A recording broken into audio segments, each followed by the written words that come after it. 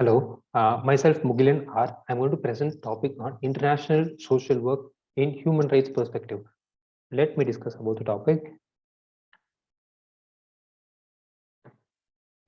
First, let's discuss about what is international social work.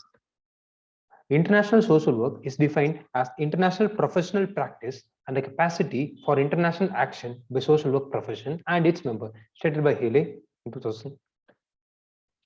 The international social work has four dimensions. As analyzed can be analyzed in four dimensions. They are internationally related domestic practice and advocacy, international practice, professional exchange, international policy development, and advocacy. Let me come to my topic that is international social work in human rights perspective. First, let me state some of the examples that some of the quotes stated by organizations like International Federation of Social Work and National Association of Social Work.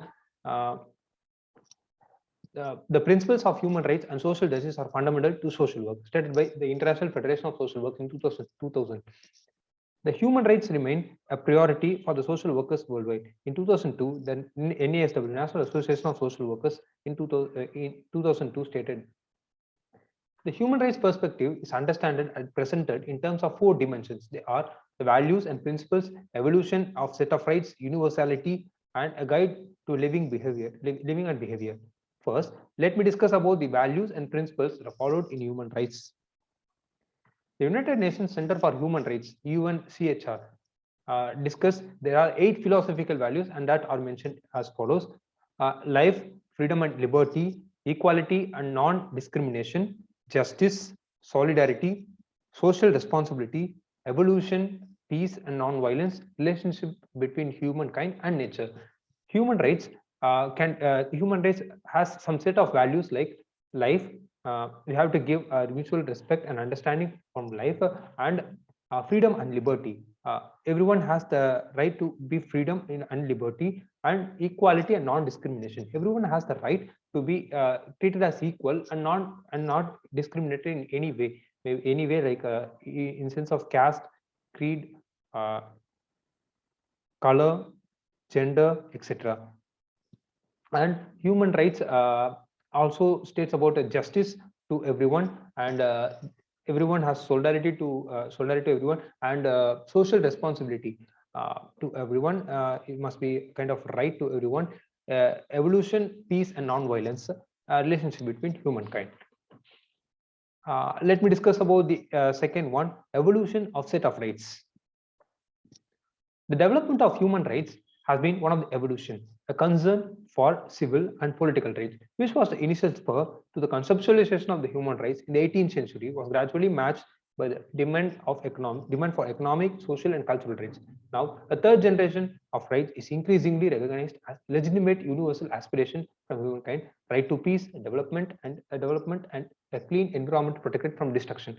As we discussed, human rights must be evolved. Evolution in terms of anything, it's essential for its sustainability. Hence, human rights also must evolve to be in a sustainable manner. Hence, there are now the emerging third generation rights, as mentioned, makes the human rights more sustainable. Then let's discuss about the universality.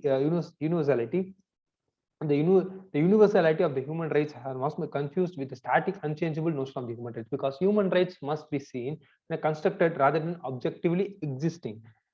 Here it states that human rights must not be objectively existed, which means human rights must not be.